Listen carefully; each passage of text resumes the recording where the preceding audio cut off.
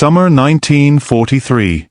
Hannah Mahler squinted through the heat haze of the Mississippi docks, the river shimmering like molten silver under the high sun. The smell of diesel and freshly cut timber clawed at her nostrils, mixing with the faint tang of sweat and unwashed bodies. Her uniform, crisp and starched back in Berlin, now clung to her like a second skin, heavy with dust and disquiet. Beside her, Greta Fischer tugged at the straps of her pack, eyes flicking nervously to the sprawling, unfamiliar machinery around them.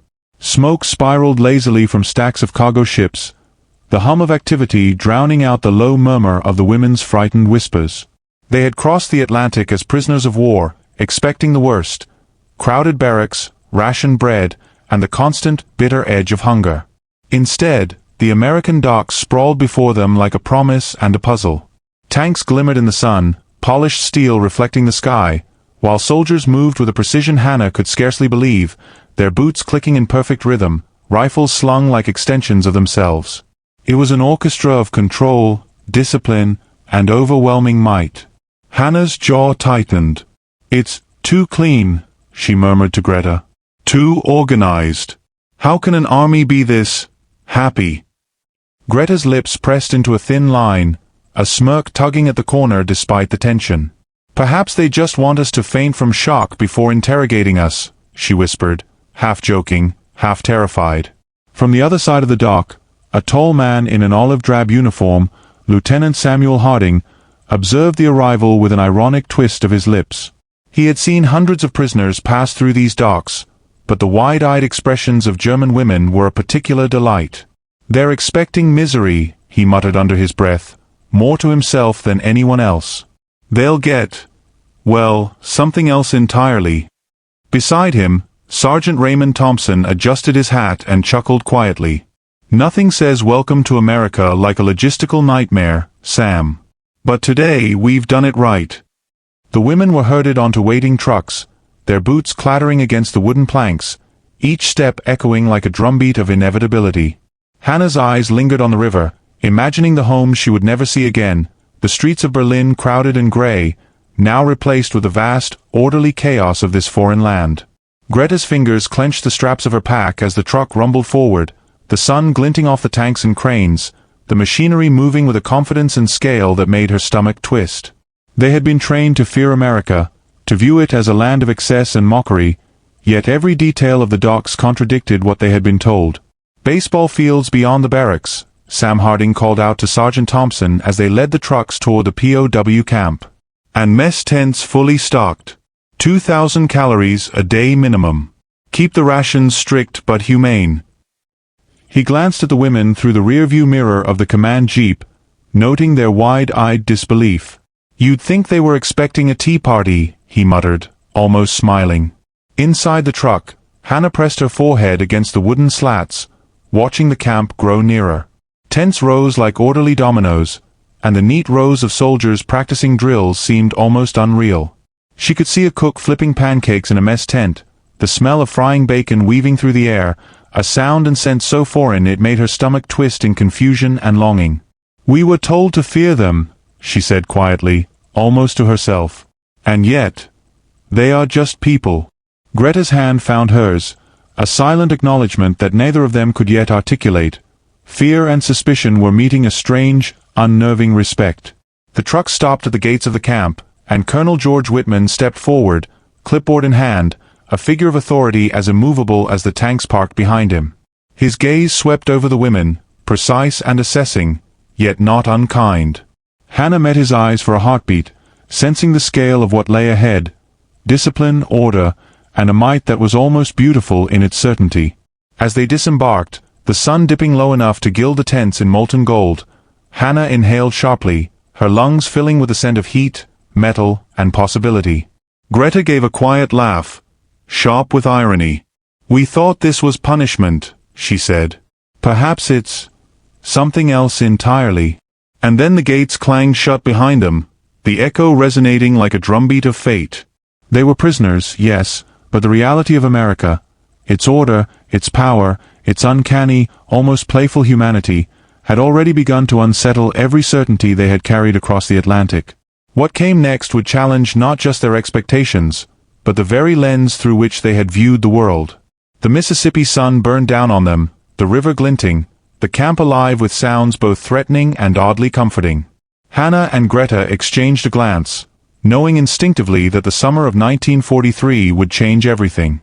The camp sprawled before them like a miniature town, orderly yet pulsing with life. Rows of canvas tents caught the sun, flapping softly in the summer breeze, while the clatter of mess kits and the rhythmic hammering of drills mingled with the distant bark of a drill sergeant's commands. Hannah Mahler and Greta Fisher stepped from the truck, boots sinking slightly into the dry dirt, and immediately felt the strangeness of it all. Everything was so clean, so precise. The women had been braced for neglect and harshness, for barbed wire fences cutting off sunlight and morale alike. Instead, they found the smell of frying bacon drifting from the mess tent, soldiers jogging past in synchronized cadence, and children from nearby towns wandering with innocent curiosity, their laughter piercing the tension like unexpected bells. Hannah's brow furrowed as she took it all in. "It feels unreal," she whispered, brushing dust from her uniform. Greta's eyes scanned the camp, noting the tidy vegetable gardens where prisoners themselves were planting tomatoes and corn under the watchful eyes of American sergeants.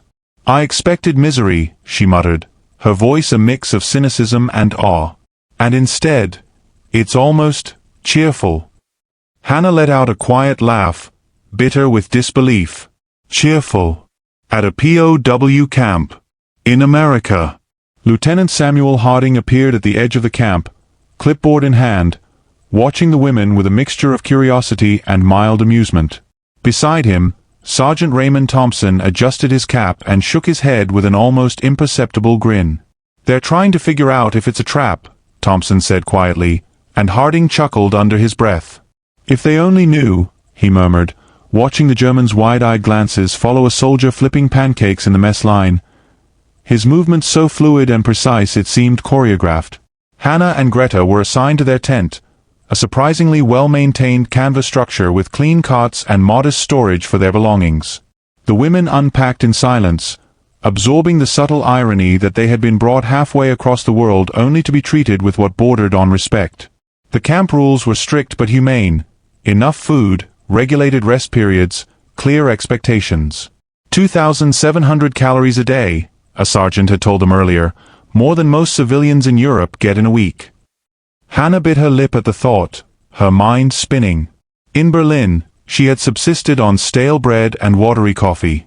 Here, she might soon find herself laughing at the absurdity of expectation versus reality. By the afternoon, the POWs were led to the parade ground. A small group of Americans was demonstrating baseball, a game Hannah had only heard of in passing. She watched, incredulous, as a young soldier threw the ball with effortless precision, and one of the prisoners fumbled to catch it, tripping over his own feet. Greta laughed aloud, the sound startling even her, a sudden release of tension she hadn't realized she was carrying. "At this rate," she muttered, "they'll fatten us before interrogating us."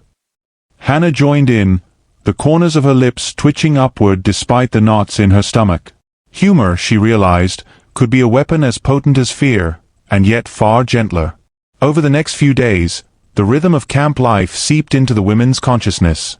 They were given tasks: gardening, kitchen work, mending uniforms, each small duty carried out with American efficiency and occasional warmth. Hannah noticed how Sergeant Thompson, despite his authority, would pause to correct a prisoner's technique with patience, sometimes even smiling when the result was clumsy. Greta observed soldiers chatting with the women in halting German, trading small jokes, teaching phrases in English. The strangeness of it all, the combination of discipline, civility, and subtle kindness, was almost dizzying. Fear, Hannah realized, was giving way to confusion, and confusion to a hesitant curiosity. By the end of the first week, whispers began circulating among the POWs. Some Americans were teaching English, others baseball, and a few even invited prisoners to join simple social games in the evenings. Hannah caught herself smiling as she watched a young man fumble his swing, the ball bouncing harmlessly into the dust. Greta nudged her with an elbow. "We were taught to hate," she said quietly, "but here, they are human. Just human." The two women exchanged a glance, silent acknowledgement passing between them. The walls of expectation and suspicion were crumbling, brick by brick, beneath the bright Mississippi sun. As twilight fell over the camp, the canvas tents glowing in the fading light, Hannah allowed herself a deep breath, letting the unfamiliar sense of bacon, dust, and sweat mix with a faint tang of possibility. The summer of 1943 had only begun, yet already the camp challenged every assumption they had carried across the Atlantic. What came next would demand courage not in battle, but in thought, in choice, in the quiet surrender to the unexpected humanity surrounding them.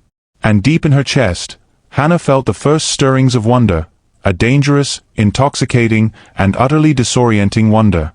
Days bled into each other at the camp, each sunrise peeling back another layer of fear, another misconception, until Hannah Mahler and Greta Fisher began to see the Americans not as monsters of propaganda, but as humans, brash, stubborn, occasionally clumsy, but human nonetheless. The initial shock of order and abundance had dulled into routine. Breakfast in the mess tent, garden work under the watchful eyes of sergeants, drills that tested stamina more than obedience. And yet, the undercurrent of strangeness never fully vanished. Baseball remained the most bewildering ritual of all. Hannah still fumbled the ball, arms flailing, her uniform catching the light as if mocking her awkwardness. Greta laughed harder than she had since leaving Germany, the sound carrying over the field like a small rebellion against fear. "I never thought I'd be chasing a ball while imprisoned," she muttered, dusting herself off. Hannah's lips quirked in reluctant amusement. Humor, she realized, was not a betrayal of survival, it was a lifeline. Lieutenant Samuel Harding walked the parade grounds, clipboard tucked under one arm, eyes catching the subtle changes in the women's posture. They were learning, adapting, seeing possibility in what once felt like confinement. He noted with a quiet satisfaction how Hannah's shoulders had uncurled, how Greta's sharp, cynical glances had softened into cautious observation. Sergeant Raymond Thompson lingered nearby, tossing a baseball between his hands as he watched the prisoners learn, the faintest grin tugging at his lips. "They're cracking open," he said, voice low, almost to himself. "Like a nut you didn't think could be broken." Hannah and Greta had begun to notice the contradictions everywhere. The barbed wire, meant to confine, seemed almost ornamental next to the open fields where American children played under the afternoon sun. Soldiers marched with rifles in perfect formation, yet paused to help a struggling prisoner lift a sack of vegetables. The camp's rules were strict but fair, each act of discipline underscored by a quiet respect that unsettled everything Hannah thought she knew about power. One evening, as the sun sank into a molten horizon, Hannah paused by the mess tent, watching the golden light catch the metallic sheen of the frying pans. "We were taught to fear them," she said to Greta, voice low, "but here, they teach us life." Greta nodded, leaning on the fence, eyes tracing a soldier who was carefully instructing a younger POW on the proper way to plant a row of carrots. Small acts of trust became bridges across the Atlantic divide. An American soldier taught Hannah how to swing a bat properly. The sensation of contact, the crack of leather against wood, was startlingly joyful. Greta found herself laughing as she clumsily attempted to carry 2 overflowing baskets of produce, the weight balanced by the unexpected camaraderie of the camp. Even the children from the nearby town, who wandered in at twilight, brought with them a lightness Hannah had not felt in months, their laughter threading through the air like music she had almost forgotten existed. Statistics mingled with her senses, jarring and precise. She remembered from whispered conversations, nearly 400,000 German prisoners held in America, each in camps designed for humane containment, each nourished and sheltered far better than most civilians back home. The numbers were cold, yet the lived experience, the smell of dust and sweat, the heat of the sun, the taste of freshly baked bread, was vivid, irreducible. Hannah thought of the map she had studied, the photographs of devastation, and she marveled at the strange paradox. The same nation waging total war could craft an environment where enemies learned not just survival, but dignity. And yet the transformation was not instant, not complete. Fear lingered in the corners of her mind, whispering caution, reminding her that order could collapse in an instant. But curiosity, like an insistent pulse, nudged her forward. She watched a small group of POWs attempting a baseball drill, the leather ball bouncing unevenly across the dirt.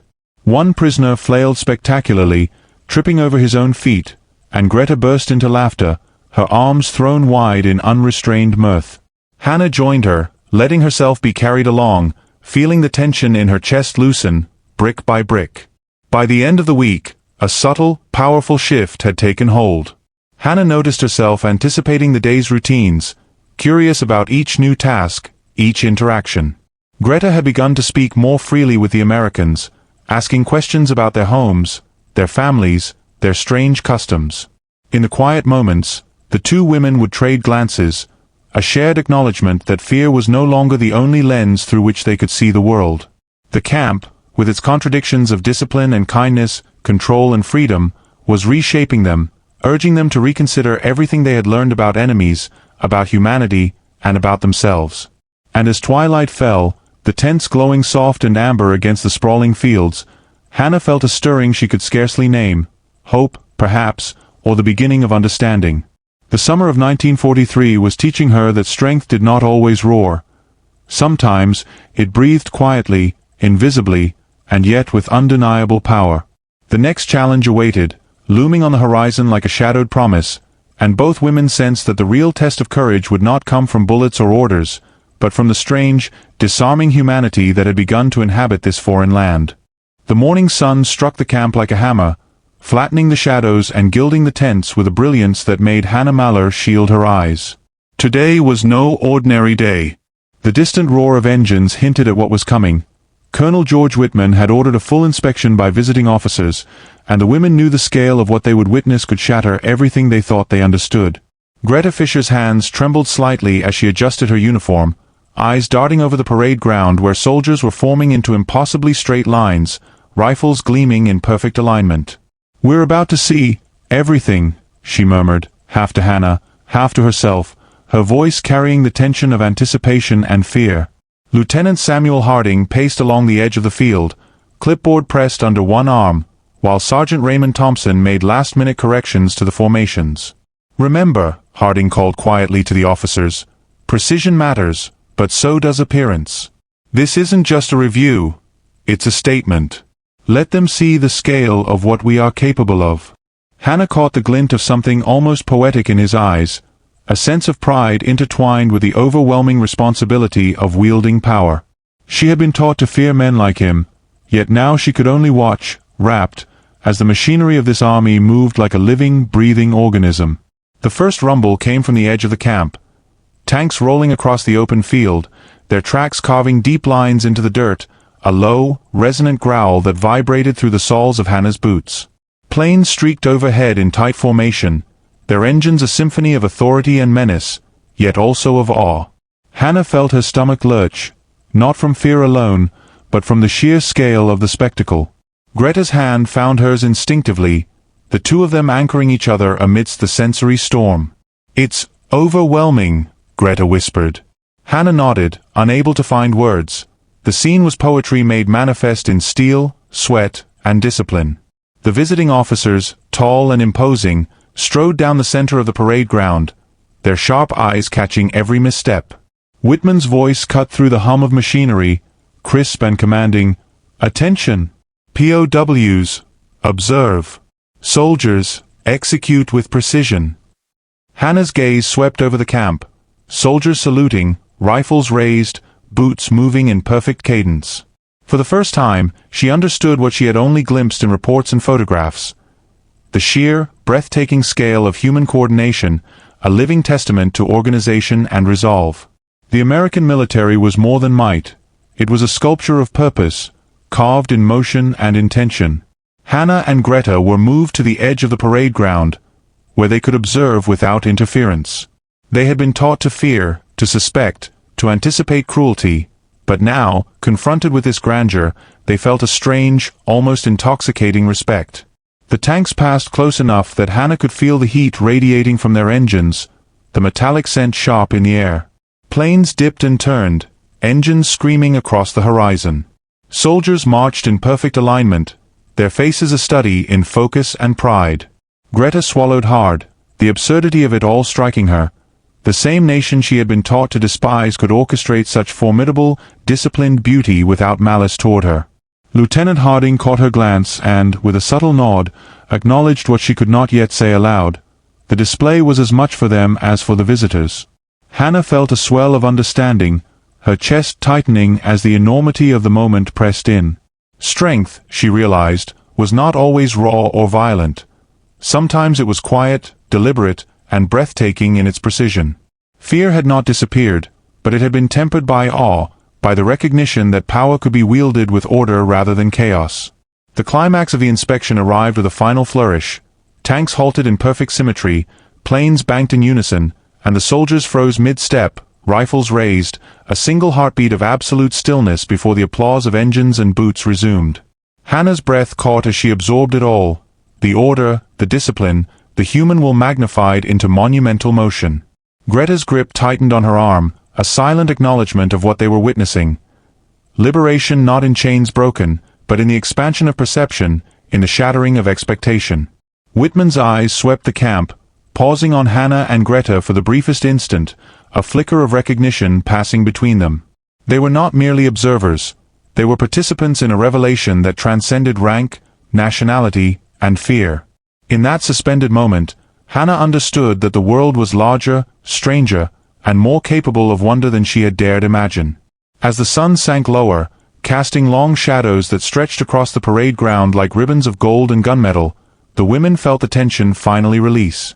Greta let out a breath she hadn't realized she'd been holding, and Hannah followed, the weight of preconceived notions melting away.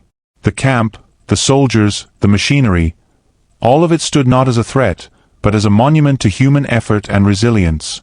In the quiet aftermath, as engines hummed and soldiers returned to routine, Hannah and Greta exchanged a glance, unspoken understanding passing between them.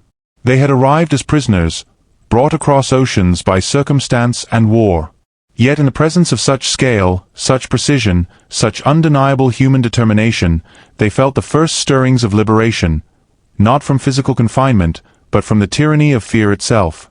The summer of 1943 would leave its mark on them forever, a lesson etched not in ink or orders, but in the poetry of motion, power, and unexpected humanity.